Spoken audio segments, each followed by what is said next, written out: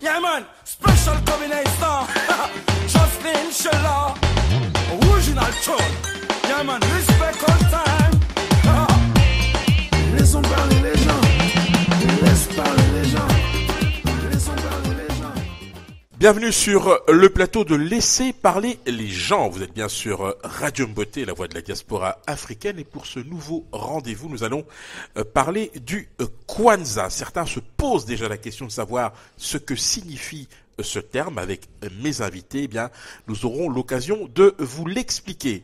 Pour faire court, cette philosophie de la vie a vu le jour en 1966 grâce à l'opiniâtreté de Ron Karenga qui a théorisé donc cette philosophie en partant du principe qu'il était important de tisser, de raffermir et de promouvoir les liens entre les Noirs d'Amérique et ceux d'Afrique. Avec le temps, c'est devenu une célébration de la culture, des familles et de l'afrodescendance à travers évidemment un cérémonial bien huilé. Il faut savoir également que aujourd'hui, les inspirateurs de cette philosophie sont partis des fêtes agricoles africaines, suivant les récoltes qui sont évidemment source de liens sociaux et qui sont célébrés sur le continent.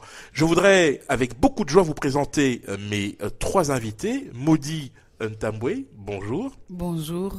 Alors, vous êtes une enseignante des principes du Kwanzaa, et c'est peu dire car vous avez d'autres casquettes. On va peut-être se contenter aujourd'hui de cette casquette-là. Le Kwanzaa, c'est quelque chose qui vous tient à cœur.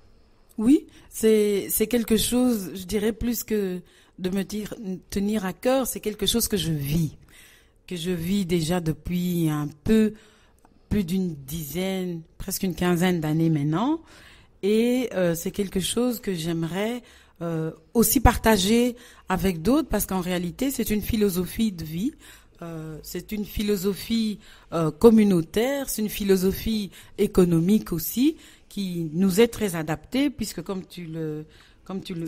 le présentiez, ou tu le présentais, oui.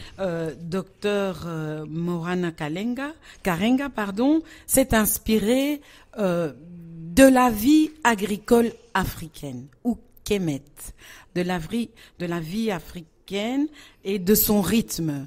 Et pourquoi à cette période-ci de l'année? C'est parce que justement, à cette période-ci de l'année, un peu partout en Afrique, on prépare la terre pour la nouvelle saison agricole qui va commencer après le 1er janvier. Alors, on va y revenir parce qu'il se trouve que Maurice Vandermalen, qui est avec nous sur le plateau, connaît bien le Kwanzaa depuis sa jeunesse. Vous êtes, il faut bien vous le dire, hein, vous êtes chef d'entreprise, notamment dans l'électromécanique.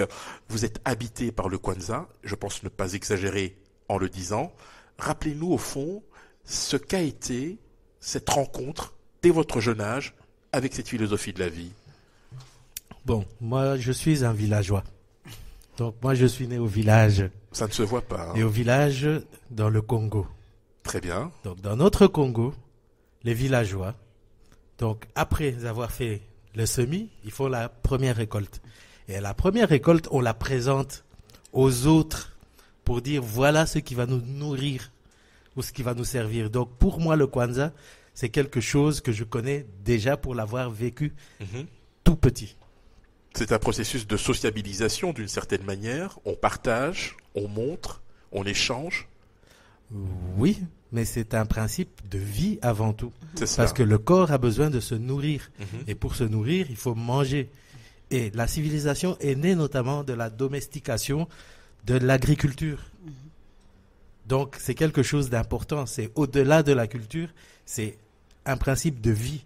On voit cette interaction effectivement entre cette philosophie de vie qui est vécue par les uns et les autres, et surtout ce que cela implique au niveau social. Nous avons le grand plaisir d'accueillir également Alessandra Silva, qui est une jeune employée administrative qui nous fait l'honneur de nous accompagner durant cette émission et qui pourra également réagir sur cette philosophie de la vie. D'un mot, est-ce que tu connaissais le Kwanzaa ? Non, je connaissais pas vraiment, et c'est mon oncle qui m'en a un peu parlé ces derniers temps. D'accord. Et quand il t'en a parlé, est-ce que tu as trouvé des choses intéressantes, des choses qui t'ont parlé? Oui, j'ai trouvé intéressant le truc des 7 piliers. Mhm.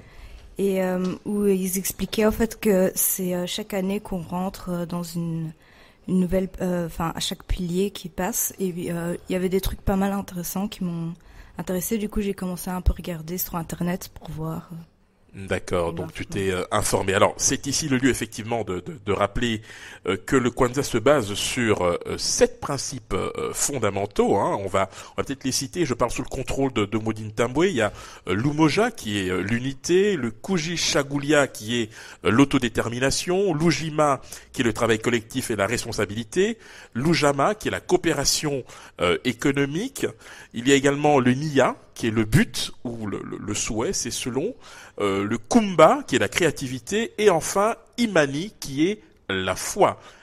J'ai tout dit. Tu as tout bien dit. Voilà. Tu as tout bien dit. Alors Et un commentaire par rapport à ça. Pourquoi ces noms-là déjà? Oui. Le choix de la langue est important parce que c'est une langue africaine qui est le Kiswahili, qui se parle quand même pas mal et qui aujourd'hui, en dehors de l'Afrique, est beaucoup appris par nos frères afro-américains, en tout cas ceux qui ont l'intérêt de retourner à leurs sources et de retourner à leurs sources africaines à travers une langue.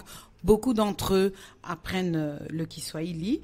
Et donc, ces 7 principes, les Nguzo Saba, les 7 principes sont ceux que tu viens de citer, effectivement, ou Moja pour l'unité, Kulishakulia pour dire l'autodétermination, dans le sens où nous sommes au contrôle des hommes et des femmes que nous sommes.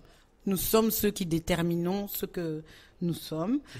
Ujima, c'est le fait de travailler ensemble, le travail collaboratif. Tu le connais, agriculture, paysannerie. Un paysan ne travaille en réalité bien que à certains moments seul. Les autres moments, c'est en collaboration avec d'autres paysans. On peut même dire qu'il travaille quasi jamais seul. Oui. Quasiment jamais Oui. seul, effectivement. Moi, je me pose quand même la question, Maurice van der Malen, quand on lit attentivement et qu'on se penche de très près sur les 7 principes fondamentaux, on ne peut pas s'empêcher de penser à une démarche politique. Est-ce que, en disant ça, on est dans le bon ou pas? Non, absolument pas. Non, absolument. Ok. Il n'y a pas de démarche politique. Ni revendicative. Vous ni parleriez d'une identitaire. démarche spirituelle, je vous D'accord. suivrai. Ok. Mais une démarche politique, il n'y en a pas. Les Nguzo Saba, tout simplement. Bon, déjà, si je peux me permettre simplement de rectifier juste la prononciation pour que les gens qui parlent le Swahili puissent comprendre. Donc, Nguzo Saba, Saba c'est 7e. Donc, Mojambili Tatu Inetano Sita Saba. Donc, c'est le 7e. Et les 7 piliers sont Umoja, Kujichagulia, Ujima, Ujama, Nia, Kuumba, na Imani au Amani. Ok. Donc, vous avez la foi, donc la coopération, la créativité et ce genre de choses. Donc, vous voyez, ça n'a rien de politique. C'est plutôt un mode de vie. Un mode de vie, donc un paradigme dans lequel on peut évoluer tout simplement. Ce n'est pas politique. Alors précisément, on sait que à l'origine, l'idée de départ, en tout cas dans l'esprit de Ron Karenga, c'était au fond de promouvoir et de renforcer les liens entre Américains restés sur le continent américain et leurs frères africains. Ça, c'est une première chose. Et on voit le contexte dans lequel cette pensée s'est développée. C'est un contexte de mouvement de droits civiques avec évidemment un combat pour les libertés civiques et individuelles. Et précisément, là où j'utilise précisément le vocable politique, c'est parce que finalement, on voit aujourd'hui dans les sociétés d'accueil, là où vivent de fortes communautés africaines, il y a aussi une volonté, une envie, un besoin de se ressourcer et de revenir aux fondamentaux. Et là, pour le coup, est-ce que ça reste uniquement, de votre point de vue, une démarche purement spirituelle? Là, je vais pouvoir rajouter. Avant de faire maintenant, réagir Maudine Tamboué. là, je vais pouvoir rajouter maintenant quelque chose. Donc, vous parlez d'un personnage, Oui. donc Ron Karenga. Ron Karenga, c'est un pseudo qui s'est donné. D'accord. Il a un nom américain au départ. Il a pris un nom authentique. Mais ensuite, Comme beaucoup d'Américains d'ailleurs. Mais qui ensuite, souhaitent, il y a le nom qu'on lui a donné. Et qui lui a donné ce nom? La communauté dans laquelle il interagissait. Et ce nom qu'on lui a donné, ce nom dit qu'il est le gardien de la tradition. Ok. Je crois que Madame Le Maudit peut dépositaire. continuer là-dessus. Oui, Alors, Maudit. absolument. C'est pour ça, c'est pas une démarche politique, comme ce n'est pas non plus une démarche religieuse, parce qu'il y a toujours ces deux suspicions-là qu'on amène.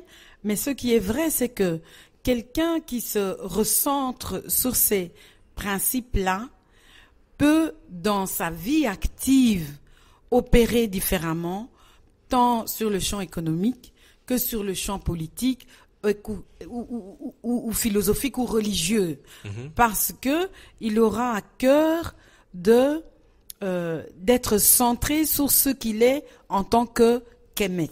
Alors en là, tant nous que parlons, noir, nous parlons de en tant principes, qu'Africain. nous parlons de principes et de valeurs. Dans une société, et je parle évidemment de la société occidentale dans laquelle vivent ces Africains ou ces personnes qui sont en quête justement d'identité, est-ce que c'est un rempart contre, je dirais, une forme d'exclusion dont ils pourraient être victimes? Voilà, c'est à cela qu'on en vient. C'est pour ça que je dis la conséquence, c'est que on change. Il y avait deux contextes lorsqu'on parle des années 60 et de la naissance de Kwanzaa. C'est un contexte de droits civils déniés et un contexte de violence extrême au sein de la jeunesse. Son analyse a été la perte d'identité fait que les gens sont manipulés dans ces deux contextes-là et ne sont pas outillés pour y faire face. Il n'y a plus il n'y a pas de dynamique de résilience. Et pour lui, venir avec des principes fondamentaux par rapport à eux, centrés sur ce qu'ils sont en tant que noirs, permettait d'outiller ces jeunes. Et c'est là qu'on a vu émerger l'élite d'aujourd'hui, l'élite économique noire américaine, l'élite sociale ou académique noire américaine a émergé en retournant, entre autres, à ces fondamentaux-là. Ça leur a permis de se centrer, de savoir qui ils étaient et d'être apaisés pour avancer dans le contexte occidental dans lequel ils étaient. Et aujourd'hui, je le vois ici pour nous dans le contexte européen, à peu de choses près. Il y a des choses bien spécifiques dans notre contexte ici. À peu de choses près, être un outil qui nous est propre, que nous pouvons nous approprier aussi en tant que Africains, Kemet vivant en Europe, l'agencer avec nos réalités, puisque nous n'avons pas la réalité d'être des descendants d'esclaves. Nous sommes des descendants de colonisés, et de permettre à ce que nos enfants aujourd'hui puissent aussi être outillés avec quelque chose qui n'est pas des valeurs qui ne sont pas des valeurs qui nous ont été apportées via les missionnaires ou autres, mais qui sont existantes déjà dans nos communautés, qui appartiennent à nos ancêtres. D'accord. Alors, avant de faire réagir Maurice van der Malen, on va peut-être interroger Alessandra par rapport à tout ce qui vient d'être dit. Je vais te dire juste une question toute simple. Est-ce que aujourd'hui tu as le sentiment d'être déraciné? Oui, un peu, parce que j'en ai le sentiment parce que je sais pas trop où est ma place par rapport au fait que j'ai plusieurs cultures et que je sais pas vraiment trop m'y retrouver, que je suis un peu perdue comme ça. D'accord. Mais la société dans laquelle tu vis aujourd'hui, est-ce qu'elle te paraît dure, je dirais à la limite intolérante, au point de te faire douter de ta place en son sein? Des fois, ça peut arriver de sentir pas à sa place, de pas savoir où est sa place et aller d'affronter la société qui nous met dans des cases ou bien tout à fait, oui. qui nous juge déjà à l'avance. D'accord. C'est donc une société dans laquelle il faut trouver sa place et on le voit bien, le Kwanzaa comme démarche spirituelle, c'est aussi un terreau de conscientisation. Alors Maurice van der Malen, je reviens vers vous parce que effectivement c'est un vaste débat aujourd'hui et nous revenons évidemment sur la société d'accueil qui est l'Europe en général où on y trouve évidemment énormément d'Africains qui sont en quête d'identité voire même de spiritualité. Est-ce qu'aujourd'hui le fait d'être, je dirais, à ce point impliqué dans cette démarche spirituelle, est-ce que ce n'est pas non plus prendre le risque de se couper finalement des codes vers lesquels on est confronté finalement aujourd'hui? On est dans une société où la pensée unique l'emporte sur tout le reste. Est-ce que le Kwanzaa reste quand même reste malgré tout un moyen de rester soi-même finalement? En fait, moi, je suis né belge au Congo. Comme beaucoup de gens avant Dans un 60. village. Bien sûr. Donc, j'étais villageois, mais belge, un peu clair et au Congo. D'accord. Donc, Mais aujourd'hui, vous mon êtes en père- Belgique. Hein. Oui, je suis en Belgique depuis un certain temps et je retourne assez régulièrement. Mais mon père m'a toujours appris une chose. C'est que là ou ailleurs, je serai toujours à ma place tant que je reste humain. Et les valeurs qu'on véhicule ici dans la Kwanzaa, ce sont des valeurs humaines avant tout. Universel peut-être? Je pas. n'aime pas trop le mot universel parce que Mais il y a des valeurs communes que l'on Voilà, peut retrouver plutôt. dans d'autres cultures, par exemple. plutôt. Donc, célébrer les semis, célébrer la Kwanzaa, en fait, les paysans en Belgique le font, tout simplement, sous un autre vocable. C'est tout simplement célébrer la vie. Donc, que ce soit au Congo, que ce soit ici, c'est célébrer la vie. On voit très bien, finalement, au fond, ce qui peut apparaître comme une difficulté, dans la mesure où il peut y avoir deux entendements par rapport à cette démarche spirituelle. La première est effectivement de promouvoir cette communauté d'esprit, cette communauté d'intérêt entre Africains et autres, avec comme soubassement évidemment la culture et la promotion des afrodescendants. Et puis il y a aussi une forme de retour aux sources, une manière aussi de se réapproprier sa propre histoire dans une société où on a tendance de plus en plus, je dirais, à imposer aux gens de s'assimiler en fait et de renoncer à une partie de ce qu'ils sont. Maudine Tamboué. Oui, absolument qu'il y a cette dimension-là et ce conflit-là, si on peut l'appeler conflit ou opposition, mais je ne parlerai pas de repli identitaire, parce que Kwanzaa n'est pas une question de repli et d'interdiction. En tout cas, je ne le vis pas comme ça. C'est juste de permettre à ce peuple kémite de pouvoir se retourner et se retrouver autour de valeurs qui leur sont communes. Et pour les jeunes, c'est de leur donner, il faut commencer par quelque part lorsqu'on construit une identité. On la construit bien sûr à la maison. Aujourd'hui ici, on la construit dans les interactions à l'extérieur, les enfants passent à l'école et autres. Mais c'est quand même encore difficile pour ces enfants-là qui, ne l'oublient pas, sont toujours confrontés au fait qu'ils sont en partie ou entièrement d'ailleurs, qu'on le leur rappelle. Il faut qu'ils puissent être dans un endroit où ils savent avec certitude qu'ils sont chez eux. C'est le premier point de départ. Toute personne qui a besoin qui veut et qui vous dit qu'elle est stable, c'est parce qu'il sait d'où il est. Et après, il sait que partout c'est chez lui, mais parce que en lui, il sait où il est. Et ça, les Mbuzo Saba, c'est ça qui permet à chacun de trouver, en voyant et en essayant de réfléchir dans ces interactions, qu'elles soient économiques, relationnelles ou autres, ces principes-là, et de tout doucement trouver son chemin avec lui-même et sa première identité, celle que je pense qu'on ne devrait pas pouvoir arracher à tout un chacun, et surtout au vu des interactions quand même agressives pour nos jeunes ici. À un moment donné, les parents protègent énormément leurs enfants.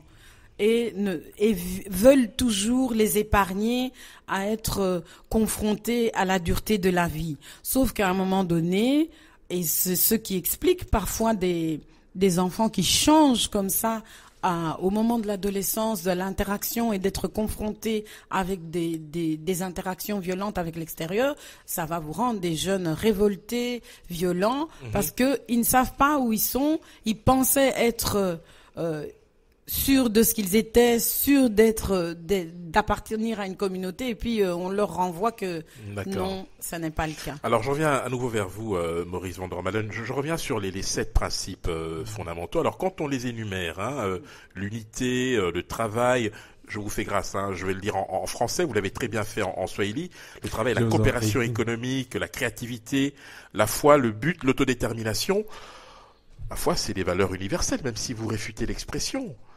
C'est quelque chose que l'on peut trouver effectivement dans d'autres démarches spirituelles. Et tout à l'heure, quand je parlais précisément de démarches politiques, quand on parle d'autodétermination, c'est quand même aussi, me semble-t-il, une volonté d'affirmation de soi dans un contexte où l'on veut enfermer les gens, on l'a dit tout à l'heure, dans des cases. Votre sentiment à ce sujet, Maurice van der Malen? Bon, tout est politique dans la vie finalement. Toutes les décisions qu'on peut prendre pour manager son existence, sa vie.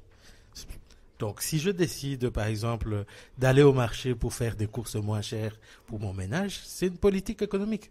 Vous choisissez ce qui est moins cher, ce qui est plus économique. Voilà. Maintenant, il faut savoir il y a la politique politicienne, il y a la politique politique. Mais on s'est bien compris, compris. Donc, si on devrait parler de la politique générale, effectivement, Karenga, il a fait une démarche politique.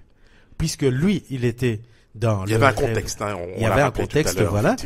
Donc, il avait besoin de quelque chose qui pouvait fédérer. Et qu'est-ce qui peut mieux fédérer que des valeurs communes partagées par un tas de gens?